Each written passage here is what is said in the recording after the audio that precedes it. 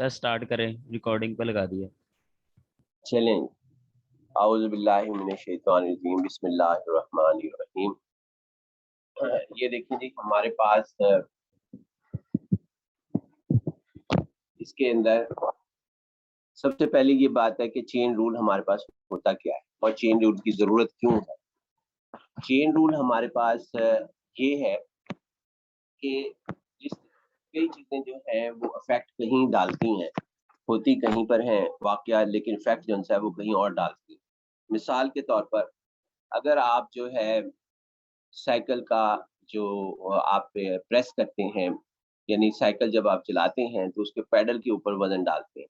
Pedal के ऊपर जब आप वज़न डालते हैं तो वो उसका जो फ़ोर्स है, आपका फ़ोर्स पैर की तरफ से जो आता है वो फ़ोर्स हमारे पास क्या कहते हैं चेन के अंदर चला जाता है।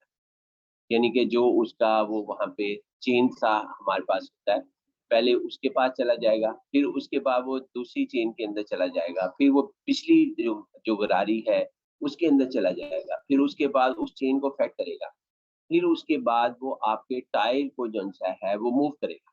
यानी एक्चुअल जो आप पैडल मारते हैं साइकिल चलाते हुए, तो वो उसका इफ़ेक्ट जो है, वो आपके पास क्या कहते हैं पिछली साइकिल के टायर के ऊपर जाके पड़ता है। जब पिछली साइकिल के टायर पे पड़ता है, तो वो मूव करता है। वो मूव करता है यानी वो सर्कुलेट करता है, जैसे ही सर्कुलेट करता है, वो अपने से आगे चीज़ें जो उसके मौजूद होती हैं, जिसके अंदर आप खुद बैठे हुए हैं, अगला टायर है, उन सबको फ़ोर्स करता है। यानी और इससे महसूस होता है कि आप एक प्लेस से दूसरी प्लेस के ऊपर मूव कर रहे हैं। इसका नाम इसकी वजह यहाँ पे चेन रूल की ज़रूरत पेश आती है। कि जितने-जितने इफ़ेक्ट बीच में आ रहे हैं, मिसाल के तौर पर आपकी पैडल फ़ोर्स जो है, वो इफ़ेक्ट कितना जौन-सा है लास्ट के अंदर कन्वर्ट कर रही है, एक चीज़। दूसरी चीज़ दरमियान के अंदर जौन-सा है वो पिछले जो चेन है, उसके ऊपर क्या इफ़ेक्ट पड़ रहा है, उसका रोल क्या है, मैं यहाँ पर हमारे पास उसकी वो कितनी फ़ोर्स लगा रही है।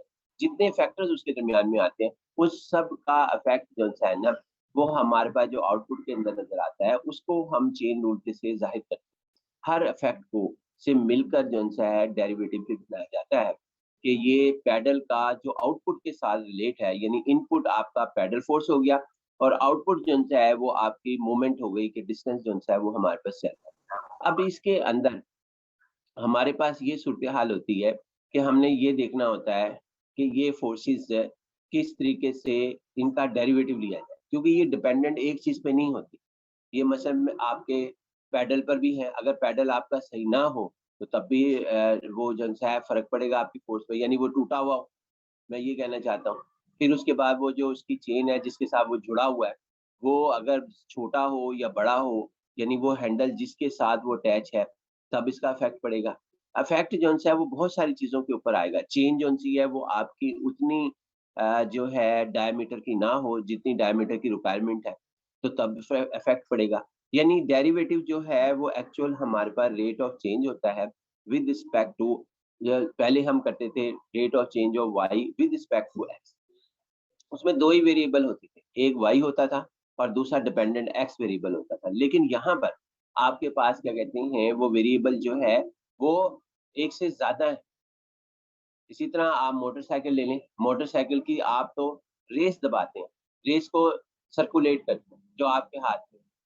उसके बाद वो आगे आप सब जानते हैं जो मोटरसाइकिल चलाते रहे हैं काफ़ी अरसे से, कि वो उसके अंदर एक वायर होती है, वायर से वो वायर अगर बहुत बड़ी हो तो तब क्या नुकसान होगा। अब देखें बीच में कितने इफ़ेक्ट आ रहे हैं और अगर आपने इंजन कभी बनाया हो तो उसके अंदर आपको पता लगेगा कि उसके अंदर काफ़ी डिवाइसेज़ हैं, इंस्ट्रूमेंट्स हैं, जो इसके अंदर इफ़ेक्ट है, वो 10 हैं मिसाल के तौर पर।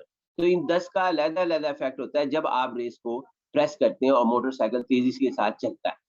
यानी कि ये हमारे पास होता है। सेम वो साइकिल का ही प्रोसीजर है, लेकिन क्या कहते हैं उसके अंदर मशीनें जौन-सी हैं वो काफ़ी ज़्यादा इन्वॉल्व हो जाती हैं। अब ये सारी मिलकर जब हम डेरिवेटिव निकालना चाहें इनका कि इस रेस का इफ़ेक्ट जौन-सा है आपकी आउटपुट पर, आउटपुट मीन्स जब आपका चलना है, यानी कि वो हमारे पास है या सर्कुलेट होना है अपना टायर का, कि वो तेज़ी के साथ सर्कुलेट होता है, हर दफ़ा आउटपुट डिफरेंट हमारे पास होती है। तो इसका हम ये कहते हैं कि जब आप हाथ से रेस प्रेस करते हैं, तो आपके टायर के ऊपर जो पिछला टायर है उसके ऊपर क्या इफेक्ट पड़ता है, ये हमारे पास जो है ना वो उसके रिस्पेक्ट यानी कि रेट ऑफ चेंज आपका जो है उसका दबाना क्या कहते हैं ये रेस का और sorry rate of change of the revolution या आपका rate of change of tyre का घूमना विद रिस्पेक्ट टू आपके पास जो है विद रिस्पेक्ट टू जो moment of your hand on the race device, यानी जो हाथ से आप दबाते हैं, यानी उसको तेज करें तो तब कुछ और रिजल्ट आता है, हल्का करें तो कुछ और होता है, जो हाथ के जरिए आप घुमा के साइकिल को लेकर जाते हैं। ये इफेक्ट्स हैं, ये हमारे पास इफेक्ट होते हैं कि कहीं और जाके इफेक्ट नजर आता है। इसी तरह अगर आप बिजली का बटन प्रेस करते हैं, आप जरा गौर करें, जब बिजली का बटन प्रेस करते हैं तो क्या बिजली के बटन के प्रेस करते ही कोई और चीज इन्वॉल्व नहीं होती पंखे को चलाने में या लाइट को चलाने में? बहुत सी चीजें इन्वॉल्व होती है, एक चीज इन्वॉल्व नहीं होती। तो ये हम इसका और फिर बिजली का इफेक्ट भी होता है कि उसका फ्लो जो सा है वो ज्यादा है या कम है, यानी उसका फ्लो ज्यादा है या कम है। अगर फ्लो ज्यादा हो जाए तब नुकसान, फ्लो कम हो जाए तब नुकसान, यानी हर सूरत फ्लो कम हो तो वो चलता जरूर रहता है, फ्लो ज्यादा हो जाए तो वो डैमेज हो जाता है, ये सारी वायर्स उसकी जब हम पंखे को चलाते हैं तो बहुत ज्यादा इफेक्ट उसके अंदर आते हैं। उसमें एक मैग्नेट बनता है, मैग्नेट से वो इलेक्ट्रिक मैग्नेट बनता है, फिर इसको वो रिवॉल्व करता है और रॉड जो है वो घूमना शुरू कर देता है, जिससे ये नजर आता है कि पंखा चल रहा है। इसी तरह आप जब आप की बटन प्रेस करते हैं, यानी की बटन आपने कीबोर्ड के ऊपर प्रेस किया, तो क्या आप समझते हैं कि ये सिर्फ एक बटन प्रेस करने से ही सारे रिजल्ट आ जाते हैं? अगर आप देखें तो उसके अंदर एक कोड जनरेट होता है। वो कोड जो है वो जाके आगे जो है प्रोसेस होता है और इस प्रोसेस के अंदर अगर आपने पढ़ा हो तो काफ़ी चीज़ें इन्वॉल्व होती हैं। तो जो आपका जो प्रेस करने का है वो ये अफ़ेक्ट कहाँ आता है, फिर आउटपुट जो सी है वो आपकी स्क्रीन पर नज़र आती है। जो भी आपके पास आउटपुट डिवाइसेज़ होते हैं, तो ये बीच में जब एक से ज़्यादा वेरिएबल इन्वॉल्व हो जाएँ, तो वहाँ डेरिवेटिव निकालना, यानी इनपुट जो-सा है, इनपुट आपकी कोई भी चीज़ हो सकती है। आपका मोटरसाइकिल का हाथ से जो-सा है वो रेस को दबाना, प्रेस करना, आउटपुट उसके अंदर टायर का घूमना है और दरमियान में बीच में भी काफ़ी सारे डिवाइसेज़ हैं, वो सारे हमारे पास वेरिएबल्स उनके कह देंगे। 100 से ज़्यादा वेरिएबल हो सकते हैं, 5 भी हो सकते हैं, 2 भी हो सकते हैं, 1 भी हो सकता है। जो आप इससे पहले पढ़ के आए, वो सिर्फ़ एक वेरिएबल्स के ऊपर डिस्कशन की, यानी आपके पास एक वेरिएबल के तौर पर डिस्कशन मौजूद है।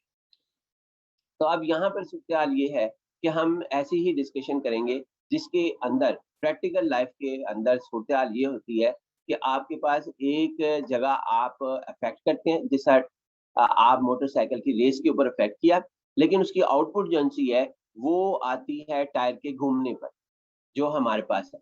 तो ये हम कहते हैं रेट ऑफ चेंज, आगे इसको जो है हम ये कहेंगे टायर का घूमना with respect to movement of your race, जो आपने हाथ से रेस प्रेस की।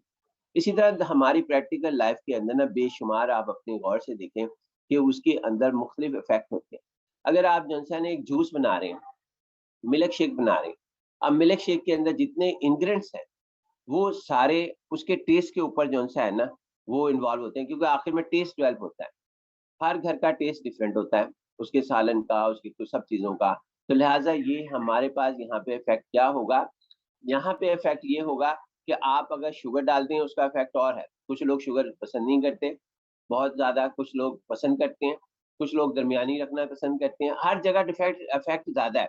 उसका टेस्ट भी जो-सा वो डिफरेंट होगा। फिर उसके अंदर जो-सा है आप मिल्क डालते हैं, कुछ ज़्यादा मिल्क डालना पसंद करते हैं, कुछ कम, क्योंकि मिल्क को ज़्यादा या कम कर दो तब भी हमारे पास फ़र्क पड़ता है।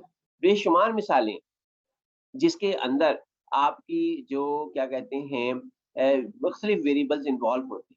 तो आज हम उनके डेरिवेटिव निकालना चाहेंगे कि डेरिवेटिव हमारे पास क्या होता है। हम सबसे पहले ना यहाँ पे ये देखें, एफ जो-सा है इसके एक्स, वाई, ज़ेड 3 वेरिएबल्स हमने ले लिए।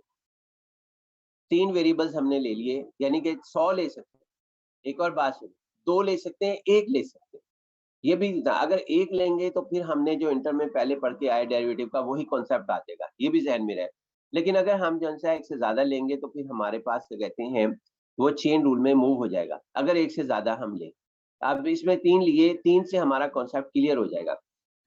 जब हमने इसका मतलब ये है कि एक फंक्शन एफ है, वो एफ 3 वेरिएबल्स के ऊपर डिपेंड करेगा, एक्स वाई जी, और उसके आगे जो मर्जी लिख दो। यहाँ पे मैंने लिखा है x square plus 3y square plus 2xy square Z cube, ये मैंने लिखा है। अगर कोई स्टूडेंट यहाँ पे अपनी मर्जी से कोई और सवाल बना ले, मसलन यहाँ x4 लिख दे प्लस y7 लिख दें प्लस आगे cos x लिख दें प्लस sin y लिख दें प्लस tan xyz लिख दें, जो मर्जी लिख सकते हैं, लेकिन याद रहे कि मैंने एक ही सवाल करना है और यहाँ इसी को जनरलाइज करना है। तो हमारे पास क्या कहते हैं, यहाँ पर मैंने एक मुख्तसर सा सवाल और जिसके अंदर हमारी बात समझ आ जाए वो सवाल मैंने यहाँ पे लिखा है। ये एफ हमने जो सा है, ये फंक्शन एफ है, यानी उसके ऊपर वो डिपेंड कर रहा है इन 3 वेरिएबल्स के ऊपर, जैसा है। अब उसके बाद इसका हमने डेरिवेटिव निकालना है। अब जो हमारे पास, हम एक बात और नोट करते हैं कि वो हमारे पास ये है कि जो वेरिएबल्स फर्दर हैं वो भी डिपेंड करते हैं। मसलन इसके अंदर 3 वेरिएबल्स थे एक्स वाई जी, ये मजीद डिपेंड करते हैं एक एक्स पर एक वाई पर, यानी एक्स डिपेंड करता है सॉरी टी और एस पर, टी और एस पर, यानी ये फर्दर डिपेंड करते हैं। अगर ये इसको मुयस्सर ना हो तो ये वेरिएबल काम नहीं करेगा। इसी तरह वाई डिपेंड करता है वो भी टी और एस पर, जो राइट हैंड साइड के ऊपर लिखा हुआ होता है वो डिपेंडेंट वेरिएबल होते हैं। जैसा यहाँ पर एफ की जो राइट हैंड साइड है उसकी लिखा हुआ है एक्स वाई जी हमारे पास। उसके बाद आते हैं जी हम यहाँ पर जेड, जेड जो है वो भी एस और टी पर डिपेंड करता है। इसके जब हम कहते हैं ना एस और टी पर डिपेंड करता है, तो इसका मतलब होता है कि आप जो मर्जी उठाकर लिख, जो मर्जी उठाकर लिख दें। यानी कि अब मैं जब कहता हूँ जो मर्जी लिख दें तो इसका मतलब क्या है, मतलब मैं कह दूं एस की पावर 7 डाल दें, टी की पावर 2 डाल दें, सी एस टी लिख दें, या आप जो है सिंपल 3s रहने दें, कोई फर्क नहीं पड़ता। प्लस एस, ये देखिए मैंने सिंगल एस लिखा है यहाँ पर जानकर, ये बगैर टी के, ये भी है। जो मर्जी, ये सवाल बनाने का तरीकेकार होता है, आप जिस तरह मर्जी बना लें। उसके बाद आगे हम देखते हैं कि ये कहता है कि आप फंक्शन एफ का जो है वो निकालें, partial f over partial S निकालें, यानी ये आपने जिसको partial f over partial T find out करें और इधर partial f over partial S find out करें। उसके बाद हमारे पास ये सूरत हाल है कि ये हमने फाइंड आउट करना है, जबकि एफ से चलना है। जो फंक्शन आपको पहले दिया गया है इसमें देखना है सबसे ऊपर क्या दिया हुआ है, जिसको हमने मालूम करना है, एफ है। इसमें क्या है, इसमें भी एफ है, इसमें भी एफ हमारे पास मौजूद है। अब हमने ये करना है कि ये फंक्शन एफ लिखा है, ये देखने कितने वेरिएबल पे इसने कहा है डिस्कस करने को। ये लिखा है एक्स वाई जी, इसकी राइट हैंड साइड पे बेशक ना देखें, इसकी ये ब्रैकेट के अंदर लिखा है वो भी पढ़ने का तरीका है कि ये कितने वेरिएबल पे डिपेंड करता है। इसी तरह ये भी डिपेंड करने का एक तो तरीका ये है कि कितने पर डिपेंड करता है एफ, तो ये ब्रैकेट भी बताती है एक्स वाई जी हमारे पास पे डिपेंड करता है, और राइट हैंड साइड भी बताती है। तो बेस्ट वे ये है कि आप एफ के साथ जो लिखा हुआ हो वो ही बेस्ट वे होता है, एक्स वाई जी के ऊपर ये डिपेंड करता है। ये राइट हैंड साइड तो हमेशा चेंज हो सकती है, यानी कि इधर x4 जैसा मैंने बताया plus y7 plus z8 plus sine cos x y z, कुछ भी लिख दें राइट हैंड साइड पे, लेकिन ये नहीं चेंज होगा जो f के साथ ब्रैकेट में लिखा हुआ है। आपने जो यहाँ लिखा है ना इसके साथ आपने यहाँ पर एक बना लेना है f। ये अगर आपको प्रैक्टिस हो जाए तो बहुत ही अच्छी बात है। अब f की ना 3 ब्रांचेस होंगी, एक x ये बता रहा है कि 3 ब्रांचेस लिखनी है, अगर 10 होती तो 10 लिखते। यहाँ पे पार्शियल एफ एक्स हमारे पास, यानी ये देखें यहाँ पर सॉरी इधर हमने लिखा है z, या यहाँ से तरतीबवार कर लेते हैं। ये x है, पहले पहले यहाँ पे x लिखा हुआ था, ये x लिखा हुआ था, अब यहाँ पर x लिखा हुआ है, x y और उसके बाद z, ये हमने लिखा है। ये इसकी 3 ब्रांचेस बना ली। अगर 10 होती इसके अंदर तो 10 ब्रांचेस बना लेते, एक्स वाई जी डब्ल्यू p q r s u f के साथ। अगर ये लिखा होता एक्स वाई जी पी डब्ल्यू पी, यानी x comma y comma g comma और पी कॉमा जेड कॉमा उसके बाद कॉमा आर कॉमा कॉमा, यानी जितने मर्जी लिखे हुए होते हैं, या x1 x2 y2 y3 ये भी लिखे जाते हैं। एक मिनट जहन में रखना कि ये वेरिएबल एक्स वाई जी की बजाय ये x1 comma x2 comma x3 comma x4, ये कई बुक के ऑथर ऐसे लिखते हैं। तो बाद अफराद टीचर जो से हैं वो x1 x2 x3 x4 x5 का इस्तेमाल करते हैं, तो लिहाजा इससे कोई फर्क नहीं पड़ता, सारा कॉन्सेप्ट वही है, सिर्फ नोटेशन जो सी है वो चेंज हमारे पास होती है। अब हमने ये करना है कि यहाँ पर आपके पास ये लिखा हमने एक्स, ये एक्स लिख दिया, चाहे जिस मर्जी ऑर्डर में लिख दे। एक और बात सुन लें, ये जरूरी नहीं कि मैंने पहले राइट साइड पे एक्स लिखा, फिर वाई लिखा, फिर जी लिखा। आप इसके अंदर जो मर्जी पहले लिख दें, कोई फर्क नहीं, लेकिन हो ये वेरिएबल जितने यहाँ लिखे हुए, ये एक्स वाई जी हमारे पास जितने यहाँ, अगर 10 है तो 10 हो, वो पूरे वो यहाँ पर ब्रांचेस उसकी बना लेनी। हमेशा ये याद रखना, इम्तहान के अंदर भी बना लेना, जब तक कि 100% प्रैक्टिस ना हो जाए, क्योंकि कुछ लोग जबानी ही कर जाते हैं, वो भी ठीक है, ये नहीं कि गलत है, ये ब्रांच बनानी जरूरी नहीं है, चेन रूल्स। उसके बाद ये देखें, ये एफ है, एफ के साथ जो ये ब्रांच जा रही है, ये इस तरह हमारे पास, ये हमारे पास, इसको हम जेड पर ये खत्म हो रही है, तो इसे पार्शियल एफ पार्शियल पार्शियल जी लिख देंगे। पार्शियल एफ पार्शियल जी हम लिखेंगे यहाँ से, पार्शियल एफ पार्शियल जी हमारे पास लिखा जाएगा। उसके बाद एफ से वाई की तरफ जाते हुए, तो जो ये ब्रांच है इसके दरमियान में पार्शियल एफ पार्शियल वाई लिख देंगे, और जो इसकी ब्रांचेस के अंदर जा रहे हैं, यहाँ पर पार्शियल एफ पार्शियल एक्स लिखा है, ये देखें ये लिखा हुआ पार्शियल एफ पार्शियल एक्स, यानी जो पाथ दरमियान में बनेगा, याद रखना कि एफ से एक्स की तरफ जाते हुए वो पार्शियल एफ पार्शियल एक्स है। ये चीज जो हम डिस्कस कर रहे हैं, ये हमारे पास क्या कहते हैं, सिर्फ याद करने के लिए है। अगर आप इसको ज़ुबानी याद कर लें तो बहुत ही बेहतर है। यानी कि ये ज़रूरी नहीं कि ये ब्रांचेस बनाई जाए, लेकिन ब्रांचेस ये होती हैं कि वो आपको मिस्टेक नहीं होने देंगी। अच्छा जी, आगे हमारे पास अब हम अगला स्टेप करते हैं, यानी कि एफ से जब आप एफ से एक्स की तरफ जाएँगे, जैसा हम पढ़ेंगे एफ से एक्स की तरफ जाते हुए, यानी ट्रैवर्स करेंगे हम, तो पार्शियल एफ पार्शियल एक्स दरमियान में लिखेंगे। एफ से जब हम वाई की तरफ जाएँगे, तो हम यहाँ पर क्या कहते हैं, पार्शियल एफ पार्शियल वाई। जब हम एफ से वाई की तरफ जाएँगे, तो पार्शियल एफ पार्शियल वाई लिखेंगे, और जब हम पार्शियल जेड की तरफ जाएंगे, पार्शियल एफ और पार्शियल सी इसकी ब्रांच के ऊपर लिखेंगे, ब्रांच इसके अंदर। याद रहे कि इसी तरह ही हमने करना है, चाहे 10 ब्रांचेस हो, हर ब्रांचेस के पाथ के ऊपर उसका नाम लिख देंगे, जैसा कि मैंने पार्शियल एफ पार्शियल सी लिखा, पार्शियल एफ पार्शियल वाई लिखा, पार्शियल एफ पार्शियल एक्स लिखा। उसके बाद फर्दर हम क्या करेंगे, फर्दर हम इससे पूछेंगे कि क्या करना है, ये एक्स है, एक्स डिपेंड करता है टी और एस पर, इसका मतलब दो और कुछ नहीं है, ये कांस्टेंट है। तो एक्स टी और एस पर डिपेंड करता है, तो हम कहेंगे कि ये हमारे पास ना जो फर्दर ब्रांचेस बनाएंगे एक्स से आगे, वो टी और एस की बनाएंगे। ये देखें यहाँ पे बनाई है हमने, ये एक्स की ब्रांच हमने बनाई है, ये एक्स है, और इसके साथ ये हमने टी बनाया, और ये एस बनाया, टी एस। बिल्कुल अब वही रूल अप्लाई करेंगे कि एक्स से एस के पाथ का, एक्स से टी तक के पाथ का नाम पार्शियल एक्स पार्शियल टी रखेंगे। जब हम एक्स से टी की तरफ जाएंगे, तो पार्शियल एक्स पार्शियल टी उसका नाम रखेंगे, और उसके बाद एक्स से जब हम एस की तरफ जाएंगे, तो पार्शियल एक्स पार्शियल एस जो है वो उसका नाम रखेंगे। इसी तरह अगर गौर करें, तो हमने वाई का जो है, वाई को देखना है वो कितने पे डिपेंड करता है, वो भी एस और टी पर डिपेंड करता है।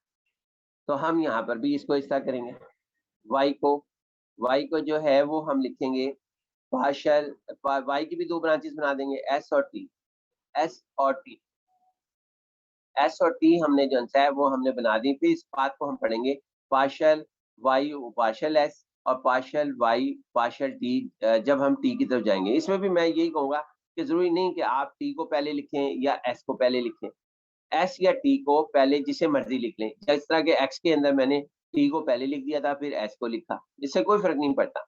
उसके बाद आगे हम देखते हैं जी को, जी के अंदर देखें आपके पास ये है 3st square plus 3s plus s plus 1। अब ये किस पे डिपेंड कर रहा है, ये t और s पे डिपेंड करता है, तो फिर दोबारा इसकी ब्रांचेस बनाए जाएंगे y t और s। अगर गौर करें ना एक चीज, और फिर इसका पाथ को पढ़ेंगे, यहाँ पर पहले ये डिस्कस कर लेते हैं, पार्शियल जी ओवर एस की तरफ जाते, टी की तरफ जाते हुए पार्शियल जी ओवर पार्शियल टी, इस पाथ का नाम होगा, और पार्शियल जी ओवर पार्शियल एस इसका नाम होगा एस का, यानी पार्शियल जी ओवर पार्शियल एस। इसके बाद इसमें एक चीज और, अगर ये देख लेना कि जो सवाल आपको दिया गया है एक्स वाई और जी, इसके अंदर कितने वेरिएबल इन्वॉल्व है, राइट हैंड साइड पर सबकी देखना है, मैक्सिमम देखना है कि किसके अंदर जो है वेरिएबल्स इन्वॉल्व है। तो मैक्सिमम वेरिएबल जो इन्वॉल्व है वो एस और टी है, दो वेरिएबल है, यानी उनकी तादाद, उनके जो तादाद है वो दो है, 10 भी हो सकती है, ये भी हो सकता है इसमें एक हो जाए, यानी कि 2t लिखा जाए, x इज इक्वल 2t, फिर भी ये दो होंगे वेरिएबल, एक्स और वाई जी में, जो मैंने सर्कल किया हुआ है ये हमारे पास एक्स और वाई जी के अंदर जो वेरिएबल्स हैं वो दो के बनेंगे। जितने एक्स और वाई जी के अंदर मैक्सिमम वेरिएबल्स होंगे उतनी उसकी ब्रांचेस बनाएंगे। क्या मतलब इसका? इसका मतलब है कि मिसाल के तौर पर यहाँ पर हो जाता है 2t, जस्ट 2t हमारे पास हो जाता है। तो इसका मतलब इसकी ब्रांचेस एक्स में भी 2, ये t और s बनेंगी, ये नहीं कि इसके अंदर नहीं बनेंगी, इसमें भी एक्स और t की ब्रांचेस जो है वो हमारे पास बनेंगी। मकसद ये है कि ब्रांचेस मैक्सिमम डिपेंडेंट वेरिएबल पे बनती हैं, मैक्सिमम मैक्सिमम डिपेंडेंट वेरिएबल पे बनती हैं।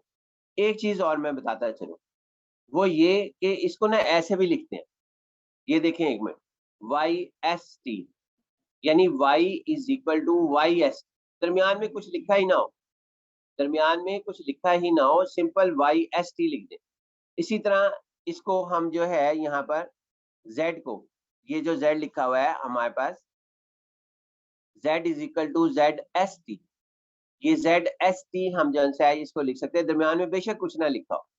उसके बाद x की जो है इसके अंदर यहाँ पर भी लिख लें आप, x is equal to x s t, यानी दरमियान में ये चीजें ना भी लिखी हो 2t प्लस 3s माइनस 2, तब भी हम इसी की ब्रांचेस जो सी वो ऐसे ही बनाएंगे, ये इसकी ऐसी ब्रांचेस बनाएंगे जैसा ये है। आपकी जो बुक है थॉमस फिनी की और दूसरी बुक्स वो हमारे पास उनको ऐसे ही लिखती हैं, कैसे लिखती हैं, ये y इज इक्वल टू, यानी कि आपके पास y is equal to y s t ही लिखती हैं, यही हमारे पास लिखती हैं, वो दरमियान में नहीं लिखती, कभी लिख भी देती हैं, अक्सर का वो डिस्टर्ब करने के लिए स्टूडेंट को वो वाई एस टी लिखती हैं। स्टूडेंट समझता है ये पता नहीं कौन सा सवाल आ गया, यानी एग्जाम में भी पेपर से सेटर है, जिस तरह के पेपर सेटर्स करते हैं, तो वो पेपर सेटर बाजू का y is equal to y s t लिखते हैं, तो ये x is equal to x s t लिखेंगे हमारे पास, और z is equal to z s t लिख देंगे, दरमियान में कुछ नहीं, तब भी ये हमारे पास ना ये बनेगा, ये यहाँ से लेके ये तमाम जो है वो हमारे पास बनेगी फिगर से। उसके बाद फिर हम आते हैं जी इसके अंदर, आपको मेरी आवाज आ रही है जी? अभी भी जरा रिस्पॉन्स देना जी, आवाज आ यस रही है जी? सर। अच्छा यस सर। चलें जी। उसके बाद ये जैसी अगर ऑफ हो जाए मीटिंग तो आपने मुझे मोबाइल के जरिए बताना है अगर मीटिंग ऑफ होती है। अच्छा जी, अब हमारे पास ये है इसके अंदर अगर किसी ने कोई सवाल पूछना है तो पूछ लें। अब यहाँ पर यहाँ तक ये काम करना है बस, आपने जब भी क्या करना है, एक दफा फिर रिवाइज कर देता हूँ मैं, कि अगर एफ एक्स वाई जी लिखा हुआ है, आपने 3 ब्रांचेस बना लेनी, एफ ऊपर लिख देना है और एक जगह एक्स लिख देना है और एक जगह वाई लिख देना है और जी लिख देना है, और साथ ही उसके साथ पार्शियल के साथ अगर आपने ट्रेवर्स करना है जी की तरह तो पार्शियल एफ ओवर पार्शियल जी लिखना है, और अगर आपने ट्रेवर्स करना है एफ से एक्स की तरफ तो इसके पाथ का नाम partial f over partial x रखना है, और जब आपने आपने ट्रेवर्स करना है एफ से वाई की तरफ तो partial f over partial y इसका नाम रखना है, यानी ये इस तरह नाम आपने रखने।